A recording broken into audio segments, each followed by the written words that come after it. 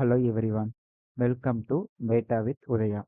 இந்த வீடியோவில் filter function use பண்ணி கொடுத்துருக்க டேட்டா செட்லேருந்து ஸ்பெசிஃபிக் டேட்டாவை எப்படி எக்ஸ்ட்ராக்ட் பண்ணுதுன்னு பார்க்கலாம்.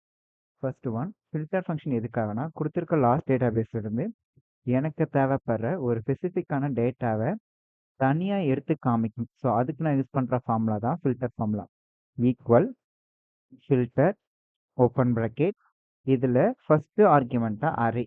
நான் எந்த டேபிள் இருந்து எக்ஸ்ட்ராக்ட் பண்ண நினைக்கிறேனோ அந்த என்டி டேபிளுமே என்ன பண்ணிக்கிறேன்னா செலக்ட் பண்ணிக்கிறேன்.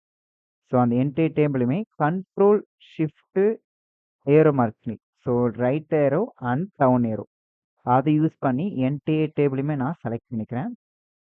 ஸோ என்டி டேபிளுமே செலக்ட் பண்ணிவிட்டு சமா அதில் நான் என்ன யூஸ் பண்ணிக்கிறேன்னா எனக்கு எந்த காலத்தை பேஸ் பண்ணி ஃபில்டர் பண்ணும். ஸோ ஃபர்ஸ்ட் ஒன் அரே என்டி டேபிளையும் செலக்ட் பண்ணிக்குவோம். ரெண்டாவது ஒன் இன்க்ளூட், எந்த காலத்தை பேஸ் பண்ணி எனக்கு ஃபில்டர் பண்ணணும். ஸோ ஐட்டத்தை பேஸ் பண்ணி பிரிண்டரோட ரிப்போர்ட் மட்டும் வரணும். அப்படின்னா இன்க்ளூடில் என்ன பண்ணிக்கிறேன், அந்த பர்டிகுலர் காலம் ஐட்டத்தோட காலத்தை மட்டும் செலக்ட் பண்ணிக்கிறேன். செலக்ட் பண்ணிவிட்டு எனக்கு அந்த ஐட்டத்தில் எது வேணும், ஈக்குவல் பிரிண்டர்ன்றது வரணும். ஸோ பிரிண்டர்ன்றதை நீங்கள் டபுள் கோட்ஸ்லையும் டைப் அடிச்சுக்கலாம். அப்படி இல்லைனா பிரிண்டர்னா நான் டைப் அடிச்சு வச்சுருக்கேனா அந்த செல்லையும் நீங்கள் செலக்ட் பண்ணிக்கலாம். ஸோ டபுள் கோட்ஸ்லையும் டைப் அடிச்சு எடுத்துக்கலாம்.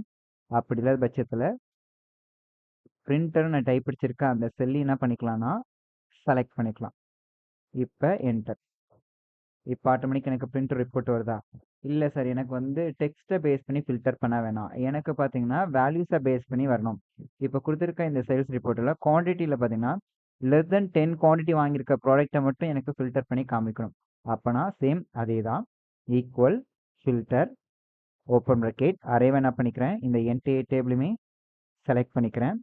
கமா இன்க்ளூடாக எந்த காலத்தை பேஸ் பண்ணி எனக்கு கண்டிஷன் கொடுத்துருக்காங்க, குவான்டிட்டி காலத்தை பேஸ் பண்ணி குவான்டிட்டி காலத்தை செலக்ட் பண்ணிக்கிறேன்.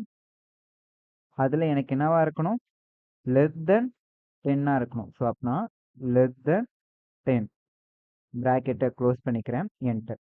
இப்போ பாருங்களேன், லெஸ் தென் 10 குவான்டிட்டிக்கு கீழே வாங்குகிற ப்ராடக்ட் மட்டும் என்ன ஆகுது, தனியாக எனக்கு ஸ்பெசிஃபிக்காக காமிக்குதா.